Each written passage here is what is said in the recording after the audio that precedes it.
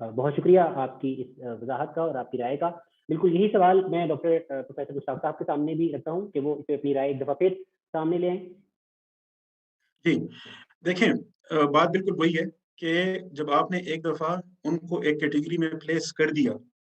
اگر آپ نے ان کو مردوں کی کیٹیگری میں پلیس کیا ہے تو اب ان پر مردوں کے تمام رولز کا اطلاق ہوگا، تو اب وہ عورتوں سے نکاح کر سکیں گے۔ اسی طرح اگر آپ نے ان کو عورتوں کی کیٹیگری میں پلیس کیا تو اب ان پر عورتوں کے تمام احکام کا اطلاق ہوگا، تو اب وہ مردوں سے نکاح کر سکیں گے۔ بس ایک بات کی اس میں وضاحت پاکستانی قانون کے کانٹیکسٹ میں ضرور ہونی چاہیے کہ یہ جتنی بات ہم کر رہے ہیں یہ خنثی کے بارے میں ہو رہی ہے، جس یعنی انٹرسیکس کے بارے میں، اور جس کی جنس کا تعین ہونا ہے۔ جب ہو جائے تو پھر جب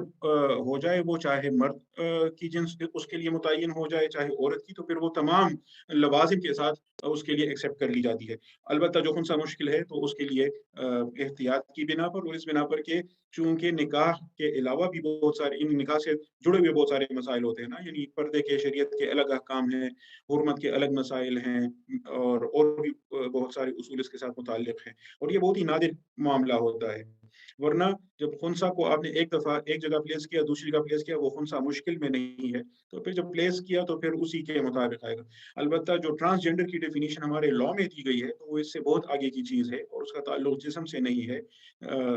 جینڈر آئیڈینٹی کے ساتھ اور سیلف پرسیوڈ جینڈر آئیڈینٹی کے ساتھ ہے، تو وہ اس سے بالکل الگ چیز ہے، اس کے ساتھ کنفیوز نہیں کرنا چاہیے۔ یوگیا کارٹا پرنسپلز کا بھی آپ نے حوالہ دیا، اس وجہ سے مجھے اس پر ایک کامنٹ ضرور کرنے دیں کہ یہ جو پرنسپلز جن لوگوں نے متعین کیے، ایک تو حقوق انسانی کا پورا پیرافرنیلیا جس طرح آیا ہے، تو وہ ایک خاص تناظر میں اور مختلف جو یوں کہیں کہ ویسٹرن ویلیوز ہیں ان کو یونیورسل ویلیوز بنا کر پوری دنیا پر امپوز کرنے کا سلسلہ ہے۔ اسلام کے اپنے الگ اقدار ہیں، اخلاقی اقدار ہیں، اور وہ بھی اس کے لیے بھی ہم آفاقیت کے قائل ہیں۔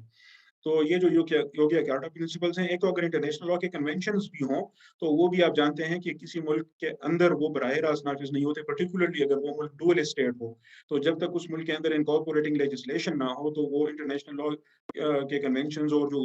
اصول ہیں وہ وہاں بائنڈنگ نہیں ہوتے۔